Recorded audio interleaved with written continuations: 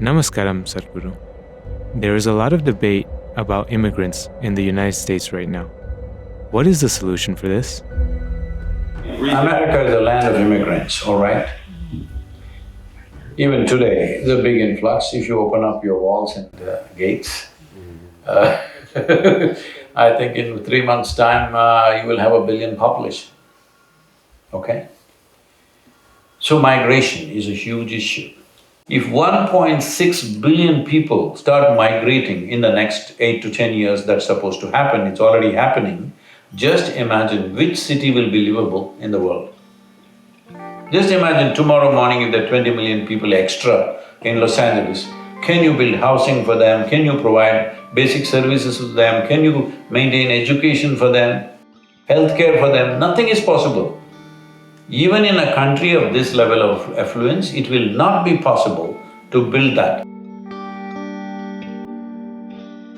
When people migrate, so you must understand this. Right now, between Africa and United States, at Spain, Italy, all these places, every year thousands of people are drowning in the waters, they are not reported. Media will not report that. Nobody wants to report that because they're unwanted people.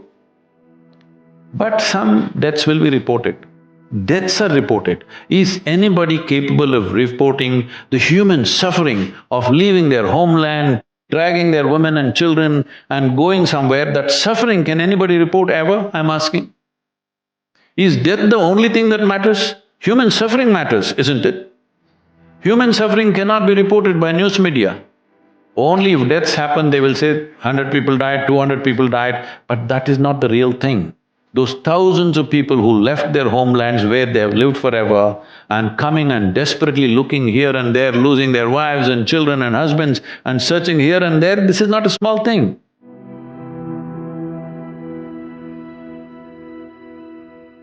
Migration, unplanned migration is a very cruel process. And it's not in one country, it's happening all across. So people just landing up in strange spaces without knowing what it is, especially for women and children, it is a horror story. 1 or 2 generations go through real horror story.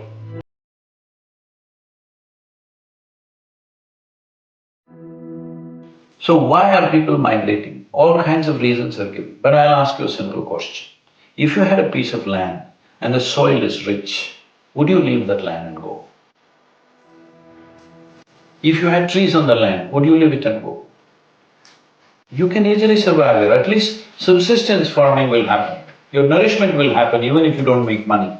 People will not leave that and go. Right now, that is in question. Basic nourishment is in question. So in the last 40 years, we have taken out nearly 37% of the world's topsoil out. It doesn't exist anymore. We've eaten it, we've thrown it, we've done something with it, but it's not where it should be.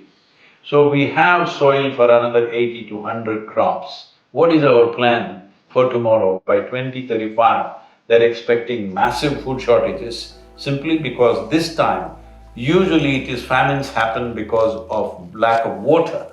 But today we have the capacity to transport water through pipelines and canals. But this time it's going to happen because of lack of soil. They're calling this as soil extinction. You've heard of dinosaurs going extinct, you have heard of dodos going extinct, but this is soil extinction is what we are looking at. But ecologically, at least if the soil is rich, people will stay on the land. They will not leave it and go somewhere. There are other problems. Right now, people tell me 30 cities on the planet have 72% of the world's investment. With this kind of disproportionate investment, obviously people will all pile up in one place. This needs to spread.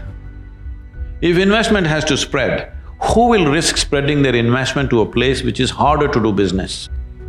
You have to create a fund which will allow a little more easy money.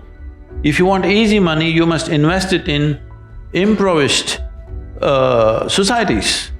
So we are looking at this in a big way, trying to work with the United Nations and the large businesses and to set up a trust where businesses will be given soft loans for long gestation period, 12, 15 years, so that you have time to go there, train the people, create talent and create a business and create livelihood there so that people don't have to go away. What kind of business? Well, businesses can decide what kind depending on the terrain, people, the nature of everything else that is their ecosystem. But if we don't do this now, that if we don't spread the world's investment into various areas, you will see when one segment of population is living with so much comfort and well-being, another segment has nothing, you cannot control it. All these years you controlled it because there was no transportation, you understand? Now everybody has transportation. When 1.5 billion people start moving, not one wall, people will try to build walls everywhere. And wall is a solution only till the tide is of a certain level. When the tide increases, it'll fall over the wall. One way or the other they will come in, it doesn't matter what kind of barriers you put up, in the next 10 years' time, they will come anyway unless you put investments in various places and create livelihoods. The businesses have to be structured like this. Your ambition, whatever it is, I want you to understand this. You will realize this as you go with your life, but if you realize early, it's better. In terms of activity, whatever activity we perform in the world, how deeply we touch another life is the most profound satisfaction of activity. That's the purpose of activity, really. Do you want to write a book that nobody wants to read? No. Do you want to cook something that nobody wants to eat? Do you want to build a building where nobody wants to live? When you do something, you want it to touch somebody's life. So if this is the thing, you must think on these terms. How to impact maximum number of lives and where can we do it? If we don't create this opportunity and allow migrations to happen, you will see terrible things happening. This is going to scale up in a tremendous way if we don't spread investment, if we don't spread businesses into societies which are stuck in poverty right now.